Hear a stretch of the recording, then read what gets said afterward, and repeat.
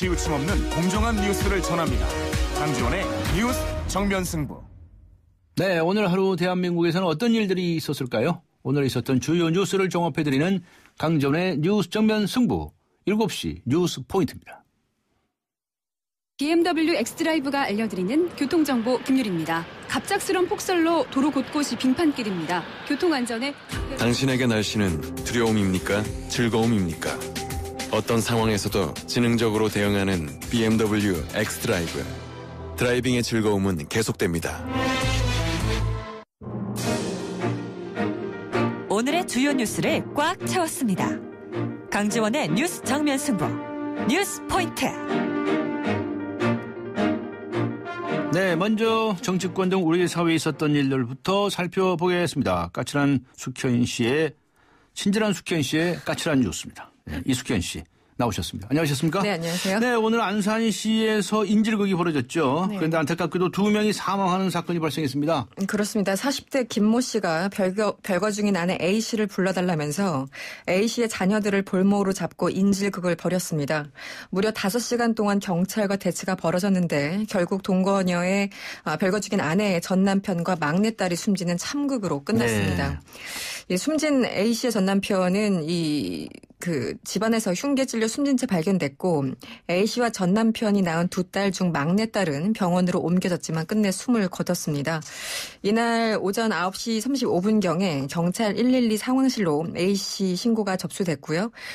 현장으로 달려온 A 씨는 김 씨와 통화를 하면서 인질극 중단을 요구했지만 김 씨는 욕설을 하는 등 인질극을 지속적으로 벌였습니다. 경찰 특공대는 끝내 협상이 불가능하다고 판단해서 집안으로 강제 진입했고 이 과정에서 김 씨를 체포한 것으로 전해졌습니다. 네. 그리고 오늘 양주 아파트 화재 사고 소개해 주시죠. 네. 의정부 아파트 사고 그 여파가 가시기도 전에 또다시 화재가 발생했습니다. 네. 경기도 양주시의 한 아파트에서 화재가 발생해 2명이 사망하고 3명이 부상당했습니다. 숨진 두 사람은 남매로 밝혀졌습니다. 오늘 양주 소방서에 따르면요. 오늘 오전 9시 58분쯤 양주시 삼숭동에 있는 자이 아파트에서 발생한 화재는 불이 난 지 약 1시간여 만에 완전히 진화가 됐습니다. 이 불로 집안에 있던 황모 씨가 사망했고 그의 누나 역시 중투에 빠져서 병원으로 옮겨졌지만 끝내 사망하고 말았습니다. 한편 소방당국은 현재 정확한 화재 원인과 피해 규모를 파악 중이라고 합니다. 네, 쌍용 자동차의 대주주인 인도의 마힌드라 그룹 회장이 해고 노동자를 흑자 전환한 뒤에 복직시키겠다 이렇게 말했다는 보도가 있죠? 얼마나 이게 가능할 건지는 잘 모르겠습니다. 일단 마힌드라 그룹의 아난드 회장이요. 해고 노동자 복직은 쌍용차가 흑자로 전환된 뒤에 순차적으로 필요에 따라 이루어질 것이라고 오늘 밝혔습니다. 네. 오늘 서울 동대문 디자인 플라자에서 열린 쌍용차의 신차 티볼리 발표회 이후에 기자 간담회에서 이같이 밝힌 겁니다. 네. 그는 또 지금 평택 공장 굴뚝에서 농성을 벌이고 있는 해고자들에 대해서 알고 있느냐는 질문에 대해서 잘 알고 있다면서 일자리를 잃은 분들과 그 가족에 대해서 안타까운 마음을 갖고 있지만 복직은 별개의 문제라면서 선을 긋기도 했습니다. 한편 이날 쌍용차 범국민대책위원회 관계자들은요. 행사장 앞에서 복직을 촉구하는 기자회견을 열고 정리해고 이후에 목숨을 잃었던 희생자 26명의 신발을 늘어놓는 퍼포먼스를 벌이면서 복직을 촉구하기도 했습니다. 네, 그리고 오늘 새정치민주연합의 문희상 비상대책위원장이 신년 기자회견을 가졌죠. 그렇습니다. 어떤 얘기를 했습니까? 네, 어제 박 대통령의 기자회견에 이어서 오늘은 제1야당의 차례였습니다. 네. 문희상 위원장은 일단 개헌에 대해서 언급이 있었는데요. 앞으로 12개월 이상 큰 성과가 없는 이런 적기가 어딨냐면서 오래 하지 않으면 영원히 개헌을 할 수 없다고 말했습니다. 특히 박 대통령이 개헌에 반대하고 있는 것에 대해서도 언급이 있었는데요. 왜 대통령이 그런 말을 해서 여당이 거시기 노릇을 하게 하느냐. 헌법 논의조차 금지하고 가이드라인을 제시하고 있다고 비판하기도 했습니다. 아울러 국민은 박 대통령이 시대 정신인 경제 민주화와 복지 그리고 한반도 평화를 잘 해낼 것으로 믿고 지난 대선 당시 선택했는데 어제 기자회견에서는 시대 정신이 경기 활성화라고 했다고 꼬집으면서 초심으로 돌아가야 된다 이렇게 주장하기도 했습니다. 네. 그런데 또 무슨 웬 수첩이 또 하나 지금 화제가 되고 있는데요. 새누리당의 김무성 대표의 수첩. 이 사진 찍혔죠? 그렇습니다. 이게 무슨 내용입니까? 네. 이번에는 박근혜 대통령 수첩이 아니라 여당 대표의 수첩이 화제입니다. 네. 한 사진 기자가 어제 본회의장에서 김 대표의 수첩 내용을 포착했습니다. 네. 청와대 문건 파동 배우는 K와 Y다. 내가 꼭 밝힌다. 이런 내용이 적혀 있었습니다. KY가 누군가요? 모르시죠? 네. 잘 모르겠습니다. 네. 당장 어제 대통령이 문건 내용을 허위다 이렇게 주장한 다음 날 이런 내용이 알려져서 상당히 미묘한 파장을 낳고 있습니다. 앞서 검찰은 지난 5일이었습니다. 이 조홍천 전 비서관과 박관천 경정이 꾸며낸 일이다 이렇게 수사 결과를 발표했기 때문에 사실상 좀 배치되는 내용이다 이런 지적이 나오고 있습니다. 오늘 불교와 개신교 지도자들을 잇따라 만난 김무성 대표 기자들을 만났는데 내용에 대해선 답변하지 않겠다. 이니셜에 대해서도 언급하지 않겠다. 이렇게 말을 아꼈다고 합니다. 네. 우리 정부가 흡수 통일을 추진하고 있다는 북한의 주장에 대해서 우리 정부가 적극적으로 반박하고 나섰군요. 그렇습니다. 통일부는 최근 북한이 흡수 통일과 관련해서 정부 입장을 밝히라고 요구한 것에 대해서 언급을 했습니다. 한마디로 우리 정부는 북한이 주장하는 흡수 통일을 추진하지 않고 있다는 겁니다. 통일부 당국자가 오늘 기자들과 만나서 밝힌 내용인데요. 현 정부도 과거 정부와 같이 자주와 평화, 민주 원칙에 입각해서 점진적이고 단계적인 통일을 지향하는 통일 방안을 계승하고 있다면서 이같이 밝혔습니다. 앞서서 지난 7일이었습니다. 북한은 국방위원회 대변인 담화를 통해서 흡수 통일과 대북전단 살포 그리고 한미 합동 군사 연습에 대해서 입장을 밝히라고 우리 측에 요구한 바가 있었습니다. 네, 새누리당의 중진이죠. 이재호 의원. 오늘 자신의 그 페이스북에 자르지 못하면 재앙이 올 것이라고 적었다는데요. 뭘 잘한다는 얘기입니까? 네, 이재호 의원이 오늘 페북에 글을 남겼는데 말이 좀 어렵습니다. 네. 한자인데요. 당단, 부단, 반수, 기란 기란. 이렇게 적혀 있습니다. 이 사기의 춘신 군전에 나오는 고사라고 하는데 마땅히 잘라야 할 것을 자르지 못하면 훗날 재앙이 온다 이런 뜻이라고 합니다. 어제 박 대통령이 이른바 문고리 3인방 그리고 김기춘 실장의 어떤 교체 요구에 대해서 일축하는 모습을 보였는데 친이계의 좌장격인 이재호 의원이 이것을 겨냥한 얘기가 아닌가 이런 해석이 나오고 있습니다. 네, 수고하셨습니다. 감사합니다. 고맙습니다. 네, 지금까지 시사 컬럼니스트 이숙현 씨와 함께했습니다.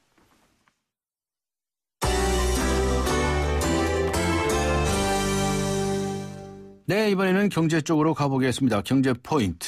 한국일보의 고은경 기자 연결합니다. 안녕하세요. 예, 안녕하세요. 중산층이 8년간 임대할 수 있는 민간 임대주택이 도입된다는 발표가 나왔죠? 예, 국토교통부 등 6개 정부 부처는 오늘 올해 주요 업무 추진 계획을 박근혜 대통령에게 보고했습니다. 이 내용에 먼저 주거 방식이 월세로 전환되는 추세에 따라 중산층의 주거비 부담을 덜기 위해서 민간 임대주택 공급을 확대한다는 내용이 포함되어 있는데요. 물량이 부족하고 주로 저소득층에 공급하던 공공임대주택의 한계를 건설업체 등 민간 기업을 임대시장에 적극적으로 끌어들여서 보완하겠다는 구상입니다. 임대주택은 주체에 따라서 공공과 민간, 또 임대 방식에 따라서 건설과 매입, 또 임대 의무 기간에 따라서 단기 5년, 장기 10년으로 나뉘는데요. 이번에 새로 도입하는 기업형 장기 임대는 민간 건설과 대규모 민간 매입 임대에 해당됩니다. 네. 예, 다만 임대 의무 기간을 8년으로 바꾼 건데요. 뉴스테이라는 브랜드를 달게 되는 기업형 임대주택에 입주를 하면 지금처럼 2년마다 전월세 계약을 갱신할 필요가 없이 적어도 8년간 한 집에서 살 수 있게 됩니다. 또 임대료는 지역과 면적에 따라서 보증금 1,000만 원에서 1억 원 정도에 월세 40만 원에서 80만 원 안팎이 될 것으로 보이고요. 네. 보증금은 연 5% 내에서만 오르도록 설계가 되어 있어서 최근 4년간 서울 전세 보증금 상승률인 연 7.1%보다 낮은 수준입니다.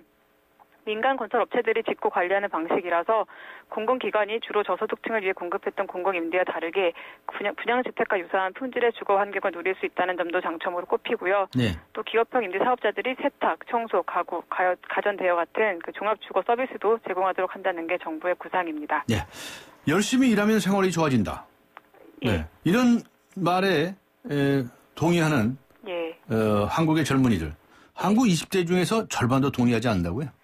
예, LG경제연구원이 세계 가치관 조사 협회의 조사 결과를 바탕으로 한국, 중국, 일본, 독일, 미국 이 5개국의 20대 가치관을 자율과 동조, 여가, 글로벌 마인드 같은 7가지 측면에서 분석을 했습니다. 예, 한국의 20대는 부는 모든 사람에게 충분할 만큼 증대된다는 질문에는 22%만이 동조를 했고요. 네. 또 열심히 일하면 생활이 나아진다는 물음에는 43%만 긍정적으로 답해서 중국이나 미국보다 낮게 나왔습니다. 또 타인에 대한 보편적인 신뢰를 묻는 항목에는 32%만이 믿을 수 있다고 답했고요. 또 다른 나라 사람을 얼마나 신뢰합니까라는 그 외국인에 대한 신뢰도 항목에는 약 31%가 긍정적으로 답해서 또 중국, 일본과 함께 낮은 편이었습니다. 또 한국의 20대는 자율적인 존재로서 인정받고자 하는 욕구도 있지만 네. 동시에 또 집단에 융화되고자 하는 욕구도 공존한다는 그런 분석도 나왔습니다. 네. 현대와 롯데 이 두 대기업이 경영권 승계 작업에 돌입한 것이 아니냐라고 하는 이런 얘기들이 나오고 있다는 소식이 있네요. 예, 먼저 그 정몽구 현대차그룹과 정의성 현대차 부회장이 그 보유한 현대글로비스 지분을 그 시간의 대량 매매인 블록딜 방식으로 매각을 하기로 했는데 그 물량이 방기하고 그 조건이 맞지 않아서 불발됐습니다. 현대차 측은 그 이번 거래 의도가 일감 몰아주기 해소를 통해서 내부 거래 비중을 낮추는 거에 있다고 밝혔지만요. 그 증권가에서는 경영권 승계 차원에서 그 현대모비스 지분을 인수할 실탄을 마련하기 위한 것으로 봤습니다. 예, 글로비스의 그 지배구조에 대한 불확실성이 커지면서 오늘 그 하락세를 보였고요. 또 그러다 보니까 그 정몽구 회장과 정의선 부회장은 그 현대 글로비스 지분을 일부 매각해도 최대 주주 자격을 그대로 유지할 것이라는 입장을 내놓으면서 그 좀 방어에 나섰습니다. 네. 또 롯데그룹도 지금 후계구도 얘기가 나오고 있습니다. 그 신격호 회장의 장남인 그 신동주 회장이 그 일본 그 롯데그룹 계열사 임원 또 그룹의 부회장직에서 잇따라 해임됐기 때문인데요. 네.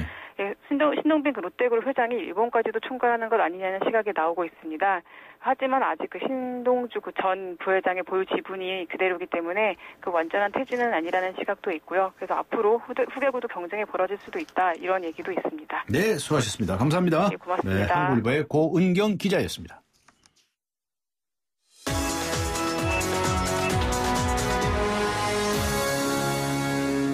네, 이번에는 나라 밖으로 가보겠습니다. 오늘 하루 동안 세계에서는 어떤 일들이 있었을까요? 월드포인트, YTN 국제부의 조수현 기자 연결합니다. 안녕하세요. 네, 안녕하십니까. 네, 프랑스를 공포로 몰아넣었던 파리 주간지 테러 속보부터 알아봤으면 하는데요. 이슬람 풍자 만평을 실었다가 테러를 당한 주간지 샤를리 에브도가 또 이 이슬람 관련 만평을 게재했네요. 네, 샤를리 에브도가 지난 7일 테러를 당한 이후 처음 낸 특별호 표지에 이슬람 예언자 무함마드를 풍자하는 만평을 실었습니다. 네. 다 용서한다는 제목과 함께 무함마드가 눈물을 흘리며 내가 샤를리라는 글귀를 들고 있는 모습을 묘사했는데요. 테러에서 살아남은 만화가들이 프랑스 정부와 현지 일간지 리베라시옹 등의 지원을 받아서 평소의 50배인 300만 부를 16개 국어로 만들었습니다. 네. 대다수는 침묵을 강요하는 이슬람 극단주의자들에게 절대 굴복하지 않겠다는 것을 보여주기 위해서 만든 것이라고 설명했습니다. 이런 가운데 테러 용의자 가운데 유일하게 살아남은 20대 여성 하야트 부메디에는 네. 이미 시리아로 넘어간 것으로 파악이 됐습니다. 네. 터키 정부는 전화통화 기록 등을 분석한 결과 부메디안이 지난 2일에 터키에 입국했다가 8일에 시리아에 밀입국한 것으로 확인됐다고 밝혔는데요. 부메디안은 현지에서 이슬람 극단주의 무장 세력 IS에 합류한 것으로 전해졌습니다. 네. 추가 테러 가능성을 배제할 수 없는 만큼 전 세계 주요 도시가 경계를 강화하고 있는데요. 미국 수 워싱턴 DC 지하철역에서는 대낮에 짙은 연기가 덮쳐서 인명피해가 잇따랐다고요? 네, 그렇습니다. 연기가 발생한 곳은 수도 워싱턴 DC 중심부에 있는 낭팡 플라자 역입니다. 네. 미 국토안보부 등 연방 청사 건물들이 주변에 모여 있는데요.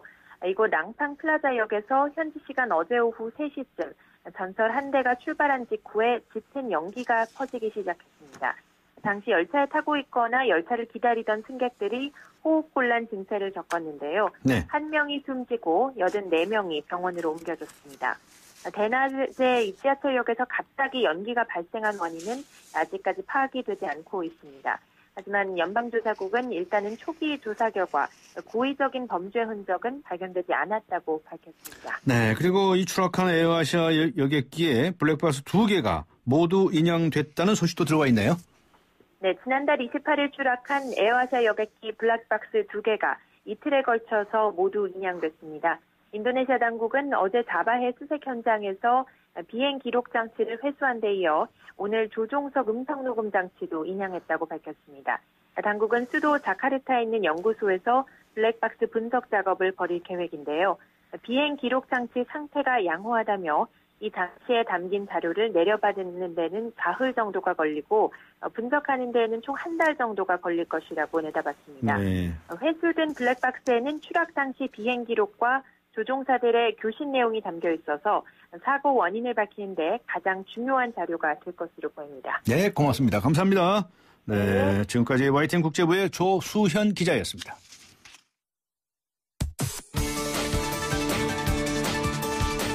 대한민국의 오늘 치우침 없는 공정한 뉴스 강지원의 뉴스 정면 승부가 여러분의 참여를 기다립니다. 짧은 문자 50원, 긴 문자 100원에 휴대전화 메시지 샵 0945와 YTN 라디오 어플리케이션 예스 게시판에 소중한 의견을 남겨주세요. 참여해주신 분들 중 추첨을 통해 정통 시사주간지 주간경향, 아시아 전문 월간지 매거진앤 구독권을 드립니다. 뉴스 정면 승부는 여러분의 참여로 완성됩니다. 대한민국의 오늘 강지원의 뉴스 정면 승부.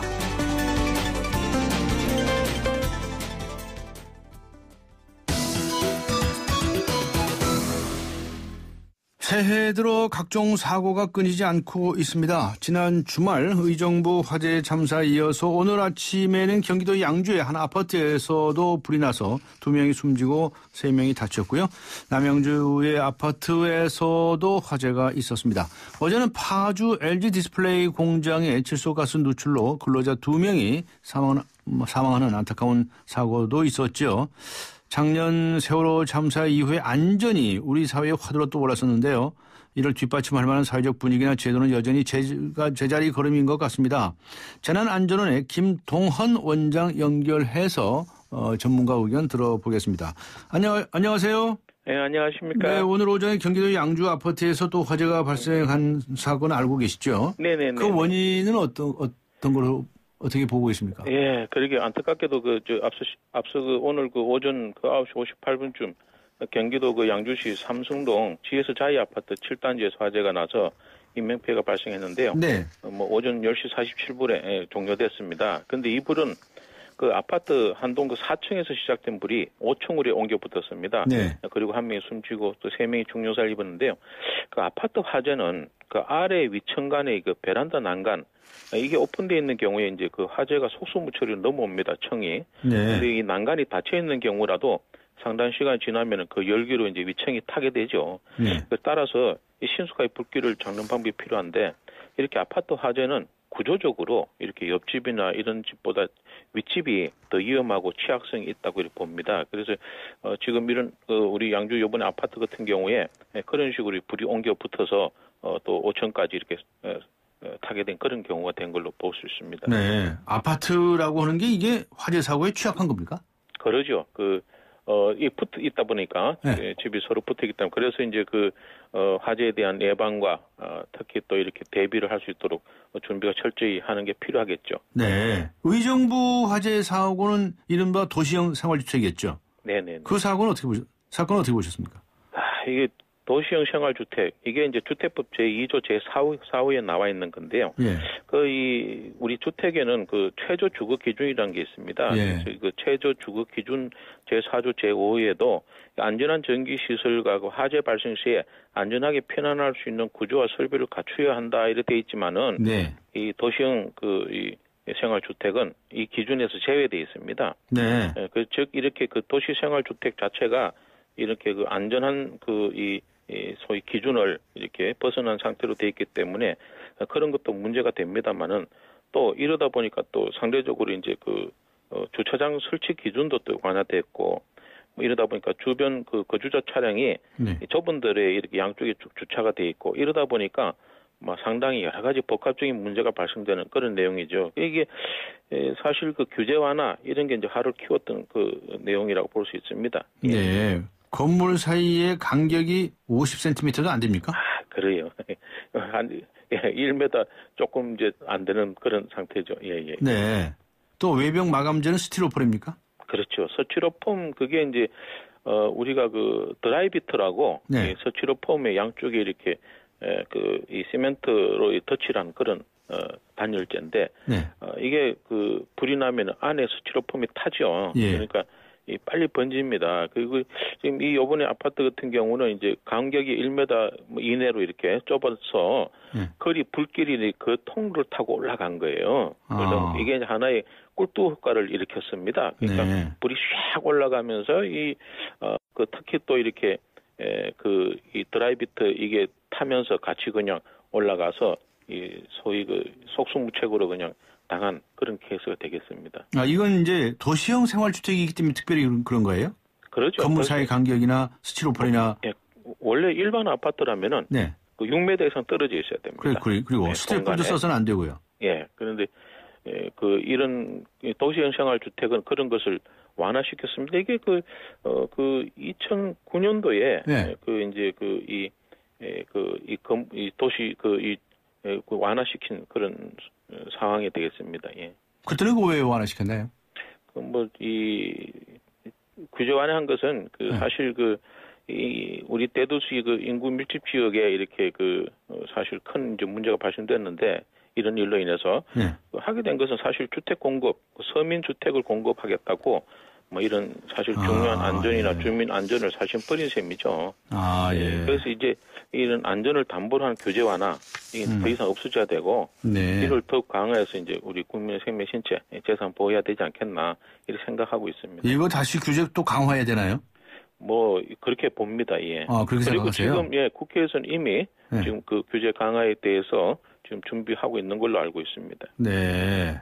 그 참 규제 이렇게 했다 저렇게 했다가 이래가지고서 이건 스프링클러 얘기도 많이 하던데요?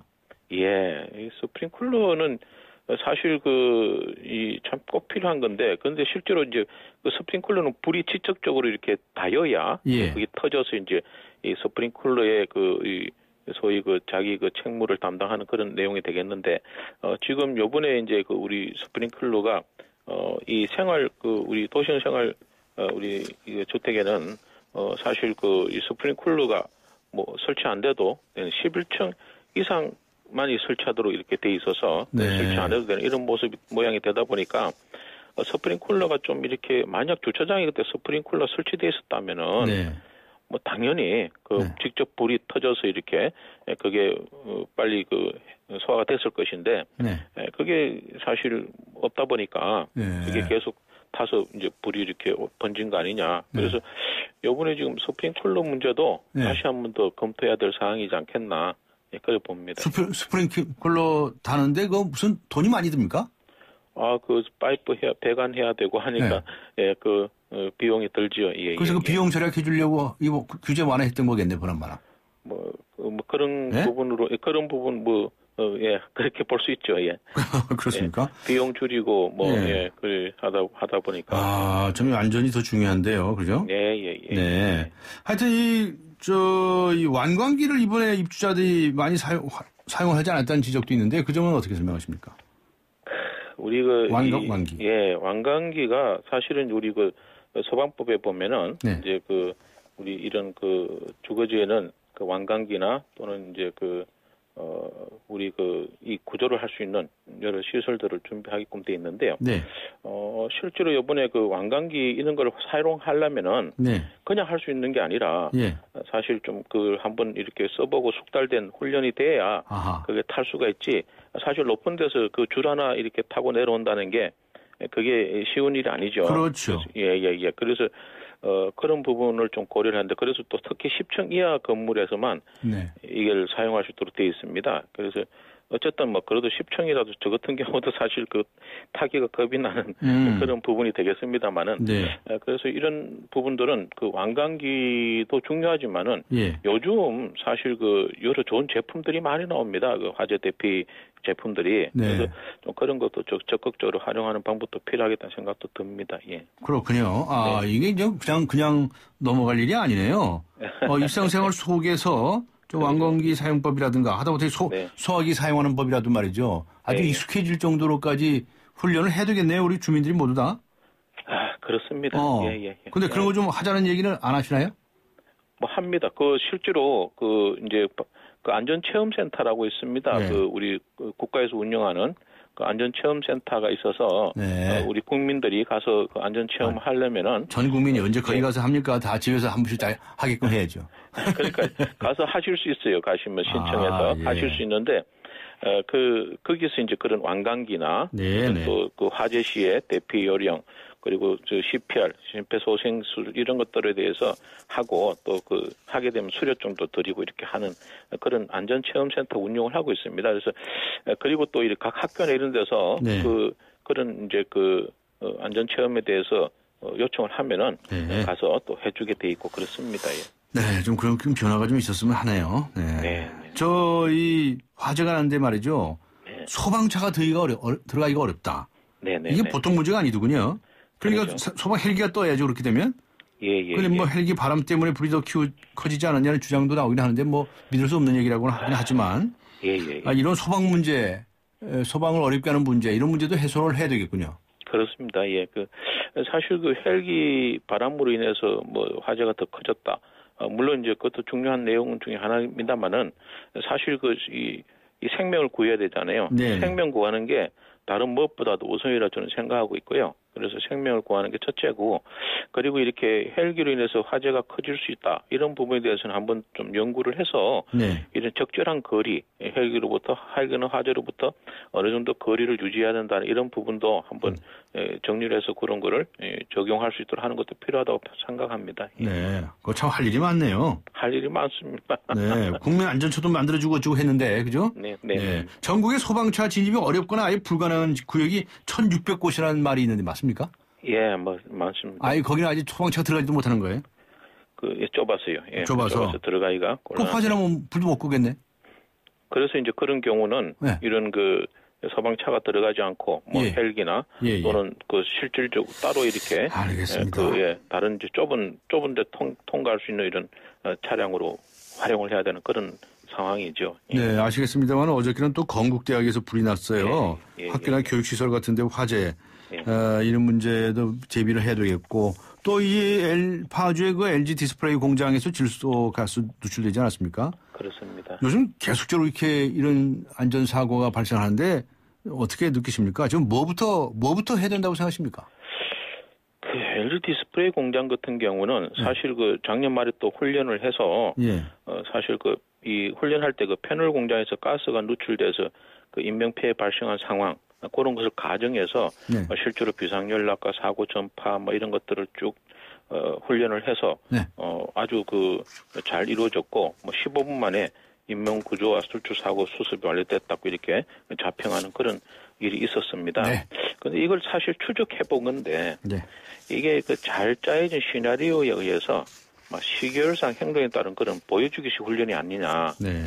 이런 훈련 말고요. 이제 임의 상황 부여를 해서 그런 상황에 따른 재난 안전 훈련이 필요하다고 봅니다. 그리고 이 재난 안전 위험성 평가 이런 걸 해서 노출된 핵실 위험성으로 이렇게 해서 하는 게 필요한데 사실 또 이런 것들도 모든 게 사고 일어난 후에 대응 체계잖아요. 그런데 이번에 이 LG 디스플레이 같은 경우는 작업 환경 속에서 일어난 사고이다 보니까 실제로 이제 작업에 대한 그런 안전 규정 이런 것들을 잘 운영해야 되지 않겠습니까? 마지막으로 간단히요. 국민안전처가 출범까지 했는데 도대체 뭘 좀 어떻게 해달라 딱 한 말씀만 해주십시오. 이 국민안전처가 이제 말 그대로 이제 국민을 안전하게 해주는 그런 처지 않습니까? 예, 그렇습니다. 이는 국민을 안심할 수 있도록 해줘야 된다는 겁니다. 그래서 우선 단기적으로 이런 시점에 이제 재난 현장 신속 대응팀 이런 게 활동해서 크고 작은 재난에 대해서 전문가 입장에서 현장의 상황 접수부터 분석, 판단, 보고를 할 수 있는 이런 현장 전문가를 급파해서 현장 대응들을 하는 것이 필요하다 생각이 들고요. 장기적으로는 국가 전반적으로 국민의 입장에서 국민의 중심으로 생각해서 어느 것이 가장 취약한지 어떤 것이 위험한지 다 조사해가지고 위험성 평가를 다 한번 해서 이에 따라서 피해 영향이 큰 거, 또 자주 발생하는 거 이런 것을 우선순위 도출해서 차근차근 풀어나가는 게 필요하지 않겠나 이렇게 생각합니다. 알겠습니다. 고맙습니다. 감사합니다. 지금까지 감사합니다. 김동헌 재난안전원장이었습니다. 지금 시각은 7시 29분을 가리키고 있습니다. 이 시각 교통 상황 알아보고 가겠습니다. 유보연 캐스터입니다. 뉴스 정면 승부 교통정보입니다. 도심에서 외곽 쪽으로 퇴근길 정체가 꾸준히 이어지고 있습니다. 종로 세종대로 사거리에서 종로 2가, 종로 5가에서 용두동 사거리까지 밀려서 가고 있고요. 이어지는 왕산로가 성바오로 병원까지도 속도를 늦추고 있습니다. 신촌로는 아현교차로에서 신촌기차역, 이어지는 양화로 동교동 3거리에서 서교동 4거리까지 답답한 흐름이고요.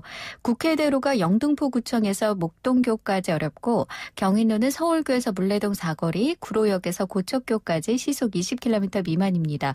동부간선도로는 외곽 의정부 쪽으로 성동교에서 녹천교까지 답답한 흐름이고요.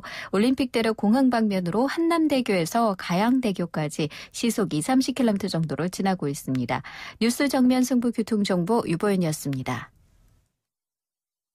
광명역의 가치를 바로 앞에서 누려라. 효성 해링턴타워 더 퍼스트. 이케아, 코스트코, 롯데 프리미엄 아울렛이 바로 앞. 풍부한 유동인구와 상업지구 가치까지 바로 앞에서 누리는 광명역 슈퍼 프리미엄 효성 해링턴타워 더 퍼스트. 문의 1899-7087. 네, 신년 벽두부터 잇따르는 안전사고. 도대체 무엇이 원인이라고 보십니까? 오늘 뉴스 정면 승부가 이런 질문을 드리고 있습니다. 9987번님, 참 가슴 아픕니다. 고쳐지지 못하는 안전불감증과 소방도로 확보 등 생명 안전과 직결된 문제들은 최우선적으로 개선되었으면 좋겠습니다. 8719번님, 기초 안전부터 관리를 하지 않고 사후 약반문식으로 보여주기 위한 행동을 하는 것이 문제이지요. 라는 의견 보내주셨습니다. 잠시 후 뵙겠습니다. 서양 고전음악을 완성시킨 천재 작곡가 악성 베토벤. 그의 음악적 잠재력을 일깨워준 사람은 스승인 크리스티안 네페 선생님이었습니다. 네페 선생님은 지루한 이론과 반복적인 연습을 강요하지 않았습니다. 이탈리아와 프랑스, 독일의 유명한 오페라를 감상할 기회를 마련했고, 어린 베토벤이 음악에 대해 더 깊이 느끼고 생각할 수 있도록 이끌었습니다. 가르치는 것이 아니라 깨우치는 교육. 아이들의 잠재력을 활짝 꽃피우는 우리 교육의 희망입니다. 이 캠페인은 I am the key, 눈높이 대교와 함께합니다. 아, 구제역이요? 그 소독으로 해결된다던데? 아니죠. 농가의 방역은 기본, 구제역 발생지 방문자재 같은 국민 모두의 협조가 필요합니다. 백신이 있어야지. 무엇보다 올바른 예방접종이 필요하겠죠? 백신은 얼지 않게, 주사는 가축 종류에 맞게, 주사기 하나로 5마리 이상 접종은 절대 안 돼요. 특히 출하시기 돼지와 분만전 어미돼지에도 백신을 접종해야 한다는 사실 꼭 명심하세요. 구제역, 올바른 백신 접종과 철저한 소독으로 충분히 막을 수 있습니다. 이상 증상 신고번호 1588-4060 농림축산식품부. 강지원의 뉴스 정면 승부. 네, 신년 벽두부터 잇따르는 안전사고 도대체 무엇이 원인이라고 보십니까? 라고 하는 질문에 대해서 많은 분들께서 의견 보내주시고 계십니다. 8368번님, 국민 모두가 안전의식을 바꾸어야 합니다. 설마 내가 하는 안전불감증을 바로 잡아야 합니다. 8085번님, 공직자들이 무사한 일주에 익숙해져서 무슨 일이 생긴 늘 눈치만 보는 안전불감증이 만연해 있는 듯 합니다. 네, 우물정 0945, 우물정 0945번, 그리고 YTN 라디오 애플리케이션 ES 게시판에 글을 남겨주시기 바랍니다. 추첨을 통해서 정통 시사 주간지 주간 경향, 그리고 아시아 지역 전문 월간지이죠, 매거진 N 구독권 보내드리겠습니다. 강지원의 뉴스 정면 승부 4부 들어갑니다.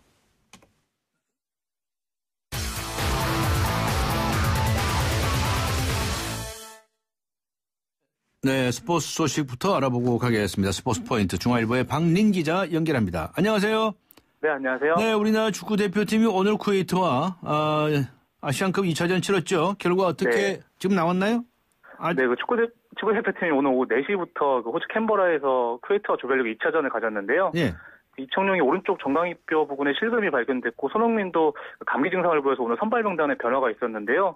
그 남태희가 전반 36분에 차두리의 크로스를 헤딩슛으로 연결해서 선제 결승골을 뽑아냈습니다. 네. 그 한국은 최약체인 쿠웨이트를 상대로 고전하면서 1대0 진땀승을 거뒀는데요. 그 경기 후에 슈틀케 감독이 운이 좋았다. 오늘부로 우리는 우승 후보가 아니라고 호평을 했습니다. 예. 네, 오늘 오후 6시부터 같은 조 호주 오만전이 열리고 있는데요. 호주가 후반 20분 현재 3대0으로 이기고 있는데 호주가 오만을 이기면 한국과 호주는 3차전 결과에 관계없이 두 팀 다 8강행을 확정됐습니다. 네, 부상당한 이청용 선수는 아시안컵 남은 경기에 나서지 못하게 되는 겁니까? 어떻습니까? 네, 이청용 이번 대회에 더 이상 출전할 수 없게 됐는데요. 예. 이청용 사흘 전 오만과 1차전에서 거친 태클에 오른쪽 정강이를 다쳤는데 네. 어제 현지병원을 찾아서 CT 촬영을 했는데요. 오른쪽 정강이뼈 부분에 머리카락보다 얇은 실금이 발견돼서 그래서 훈련을 3주 정도 쉬어야 한다는 진단을 받아서 아시안컵 남은 경기에 나서지 못하게 됐습니다. 이청용 감독과 면담을 통해서 일단 한국으로 귀국하기로 했는데요. 55년 만에 아시안컵 우승에 도전하는 축구대표팀에는 큰 악재입니다. 그러네요. 호날두가 2014년을 빛낸 세계 최고의 축구 선수에게 주어지는 상 받았다고요? 네, 맞습니다. 포르투갈 출신 크리스티아노 호날두가 오늘 국제축구연맹 발롱도르를 받았는데요. 네. 호날두는 국제축구연맹 가맹국 대표팀 감독과 주장 등의 투표에서 37%의 지지를 받아서 약 15%에 그친 리오넬 메시와 마누엘 노이어를 제쳤습니다. 호날두는 지난 시즌 유럽 챔피언스 리그에서 17골을 넣어서 레알 마드리드의 유럽 챔피언스리그 우승을 이끌었는데요. 한때 메시에 밀려서 2인자라 불렸던 호날두가 발롱도르를 2년 연속이자 2008년에 이어서 세 번째 수상하면서 1인자로 발돋움했습니다. 한편 올해의 지도자상은 브라질 월드컵에서 독일 우승을 이끈 레브 감독이 받았습니다. 네. 강정호 선수가 미국 프로야구 진출을 노리고 있지 않습니까? 네, 맞습니다. 피츠버그와 계약에 합의했다는 보도가 나왔는데 사실인가요? 네, 미국 스포츠 전문 채널 ESPN이 오늘 강정호가 피츠버그와 4년간 1,600만 달러, 한국 돈으로 약 174억 원의 계약에 합의했다고 보도했는데요. 네. 5년째는 옵션이 걸려있다면서 4+1 계약이 임박했음을 알렸습니다. 네. 앞서 강정호는 지난달 메이저리그 비공개 경쟁 입찰인 포스팅 시스템을 통해서 메이저리그에 도전했고요. 최고 등차례 500만 2,015달러를 적어낸 피츠버그와 단독 협상을 벌여왔는데요. 강정호는 14일에 미국 피츠버그로 출국하고요. 메디컬 테스트를 통과하면 곧바로 최종 계약을 할 예정입니다. 네, 바로 그 보도대로라면은 강정호 선수가 높은 연봉을 받게 되는 거네요. 네, 맞습니다. ESPN 보도대로라면은 강정호는 매 평균 400만 달러, 한국 돈으로 약 43억 원의 연봉에 입단에 합의하게 되는데요. 네. 피츠버그 팀 8번째고 내야수 중에서는 3번째로 높은 금액입니다. 강정호가 포스팅 금액을 포함해서 계약 총액 2,100만 달러를 받게 된다면 2001년에 일본의 스즈키 이치로에 이어서 아시아 출신 야수로는 2번째 높은 금액이고요. 네. 투수를 포함하더라도 다나카, 류현진 등에 이어서 8번째 높은 금액입니다. 높은 연봉을 받으면 주전 가능성도 높아지는데요. 피츠버그 감독도 강정호에 대한 기대감을 나타내고 있습니다. 네. 프로농구에서 이 트레이드가 있었는데 아주 후반기 판도를 확 흔들어버릴 그런 깜짝 트레이드가 있습니까? 네, 맞습니다. 오리온스가 어제 가르시아와 이호연을 보내고 삼성의 라이온스와 박경수를 받는 2대2 트레이드를 가졌는데요. 현재 4위 오리온스는 플레이오프를 염두에 두고 기존의 득점 1위 길렌 홀터에 득점 2위인 라이온스까지 영입을 했습니다. 반면 올 시즌 최하위인 삼성은 미래를 내다보고 신인 드래프트 전체 7순위 유망주 가드인 이호연을 받았는데요. 네. 이상민 삼성 감독이 총대를 메고 리빌딩에 착수했습니다. 오리온스와 삼성의 손익 계산서가 어떻게 나올지 관심이 모아지고 있습니다. 네, 알겠습니다. 고맙습니다. 네, 감사합니다. 네, 중앙일보의 박린 기자였습니다.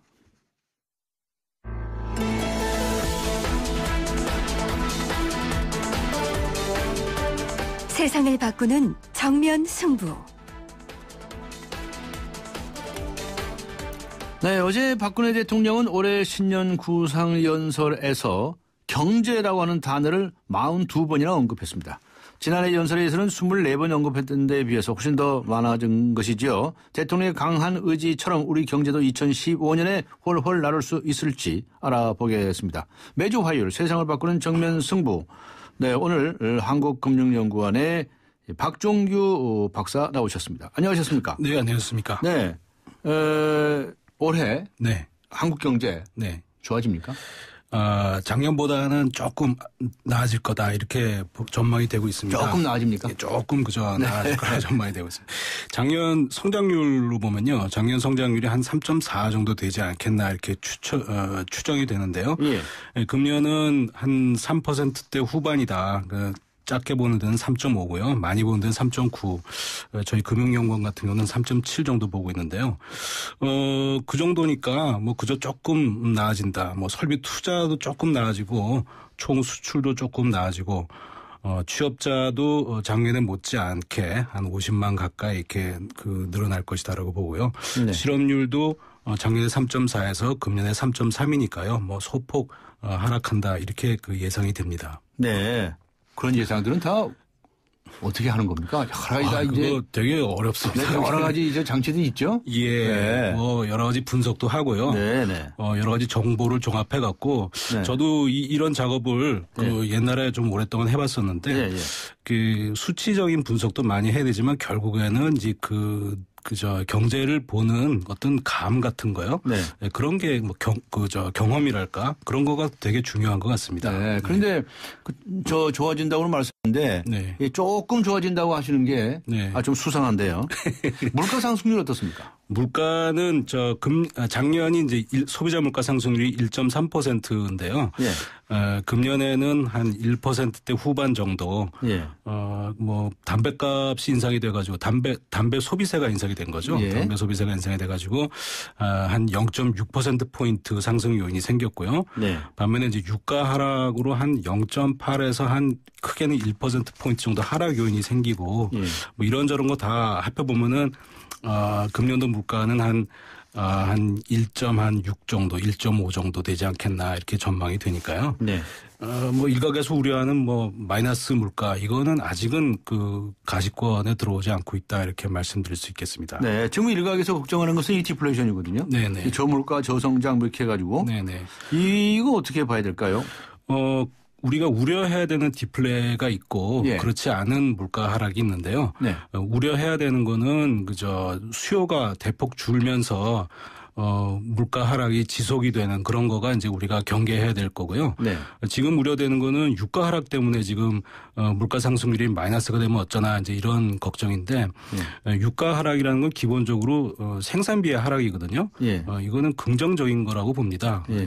기업하는 사람에게서는 이제 생산비의 하락이고 소비자 입장에서는 실질 소득의 증가니까 이거는 우리가 우려해야 될 그럴 사안이 아니고 마치 채소값이 크게 낮아졌을 적에 소비자들에게는 물론 이제 농민들에게는 나쁘겠지만 마찬가지로 지금 유가가 하락하니까 뭐 정유업체 이런 데는 굉장히 안 좋거든요. 그렇지만 경제 전체적으로 보면은 반드시 이게 나쁜 것만은 아니다 이렇게 말씀드릴 수 있겠습니다. 디플레이션 얘기를 하셨으니까요. 금리 얘기도 좀 해봐 주세요. 네네. 금리 이거 참. 정부가 한국은행이 어떻게 할지 좀 지켜봐야 될 문제이긴 한데요. 예.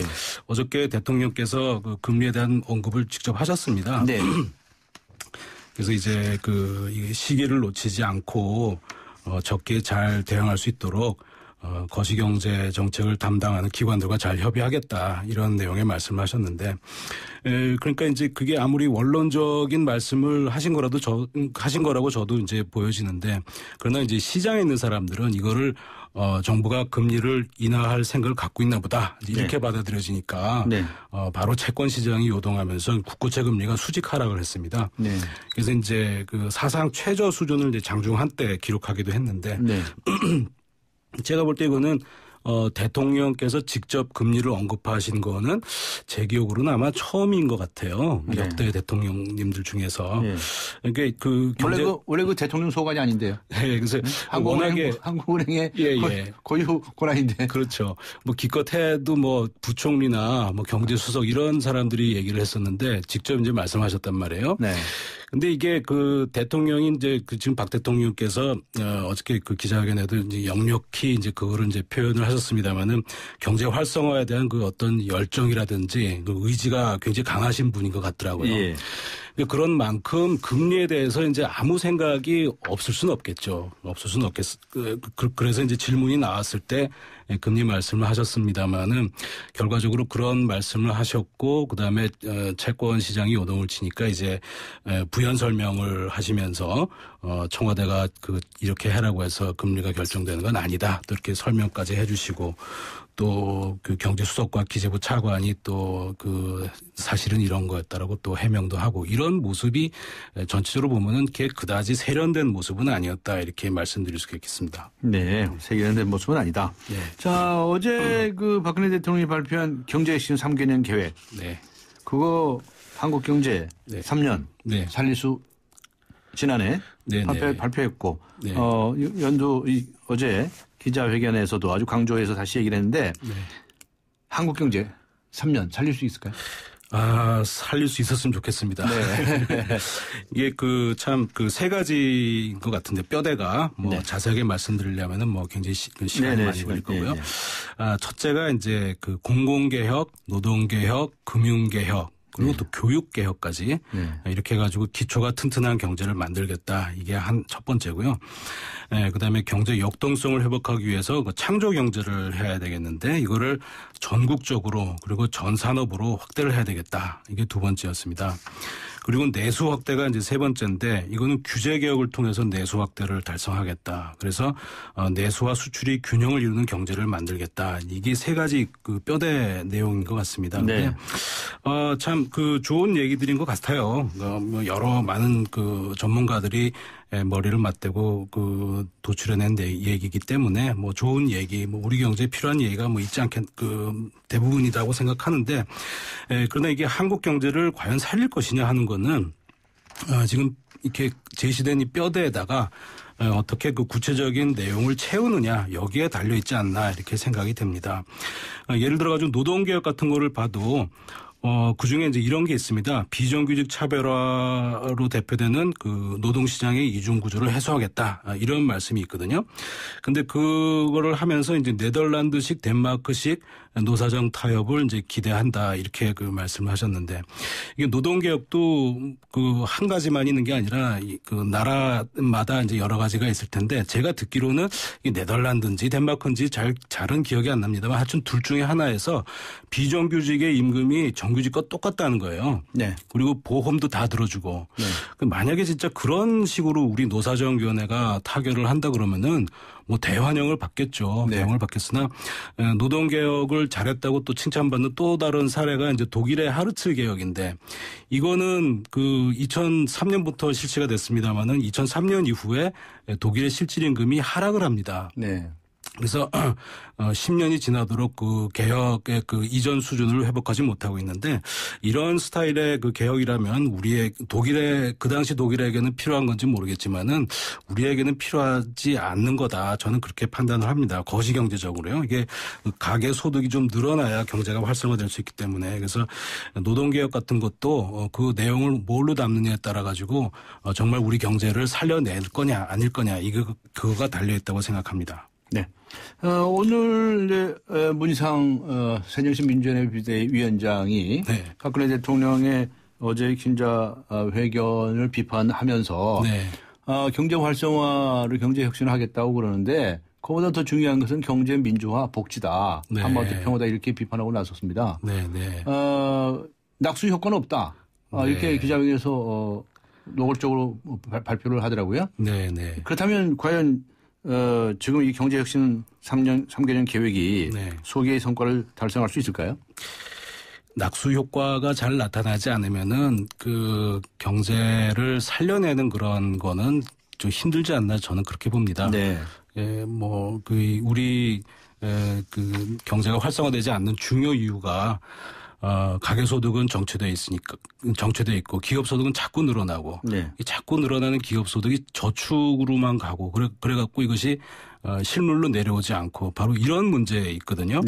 그래서 어떻게 하면은 이 기업 부분에 쌓이는 이 저축을 그 실물로 내려오게 하느냐, 그 가계로 내려오게 하느냐 이것이 이제 핵심이 될 텐데 여러 가지 근데 하기에 나름이죠. 그 아까 말씀드렸으면 노동개혁을 하면서 비정규직의 격차를 그 이중구조를 대거 해소해버린다. 이러면은 상당히 얘기가 달라지는 거고요.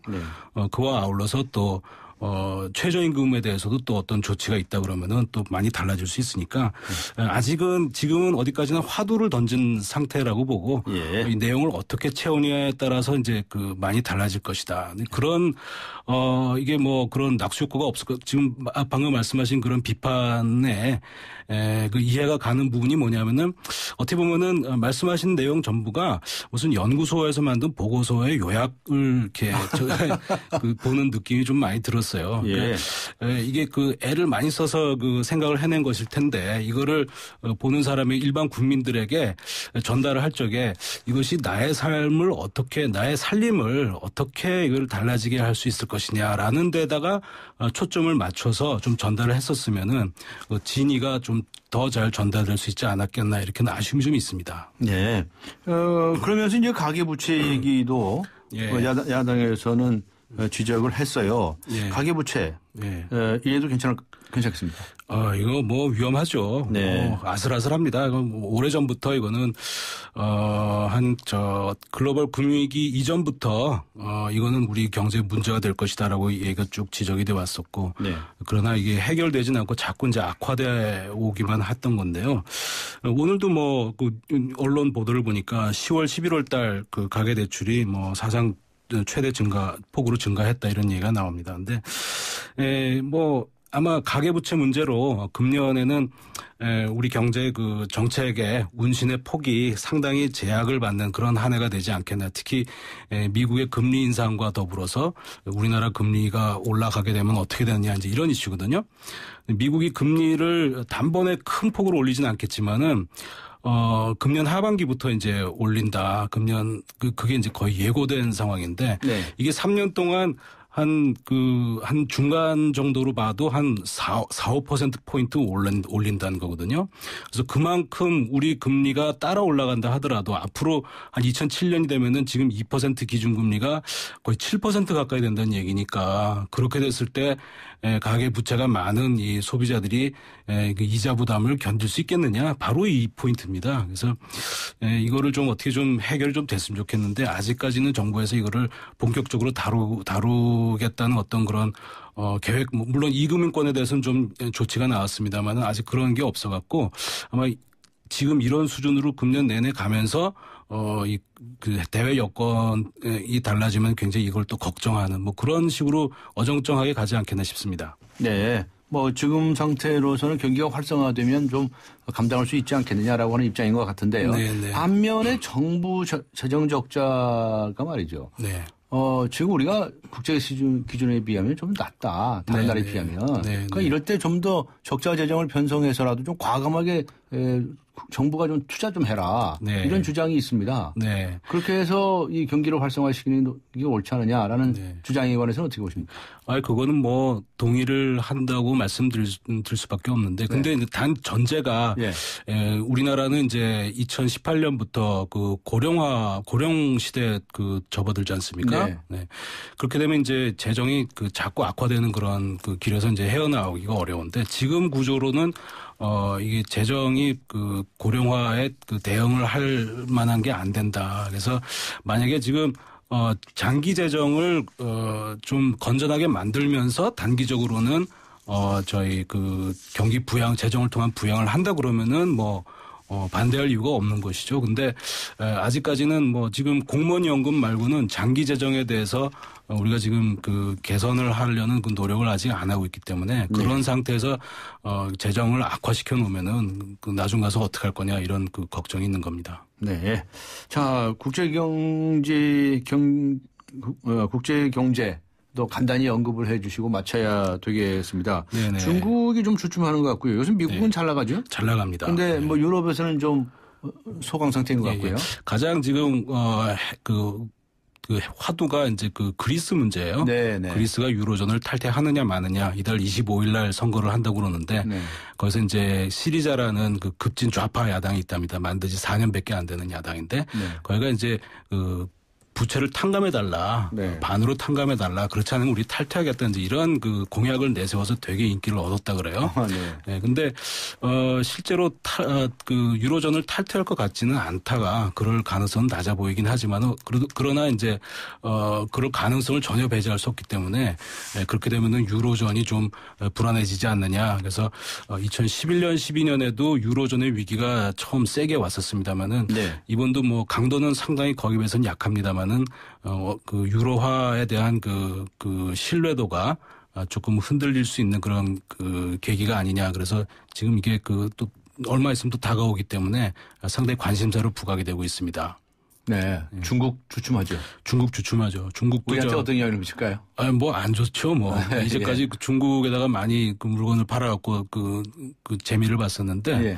중국이 세계의 공장이었지 않습니까? 네. 근데 공장을 물건을 사줄 그 선진국들이 이제 침체에 들어가니까 네. 거기다가 이제 과잉 투자도 많고 또 중국 장기적으로 봐도 얼마 있으면 중국도 몇 년 안 있으면 이제 그 생산 가능 연령 인구가 줄어듭니다. 네. 그래서 중국도 노령화의 그늘 속에 들어가기 때문에 옛날같이 9% 10% 성장은 이제는 힘들다 이렇게 돼 있습니다. 네. 네. 그렇군요. 그래서 두 자녀 낳을 수 있게끔 하겠다는 건지 모르겠지만 어쨌든 간에 네, 금년 한 해 좋은 한 해가 되기를 기대하면서 오늘 말씀 여기까지 듣도록 하겠습니다. 수고하셨습니다. 네, 고맙습니다. 네, 지금까지 한국금융연구원의 박종규 선임연구원과 함께한 세상을 바꾸는 정면 승부였습니다.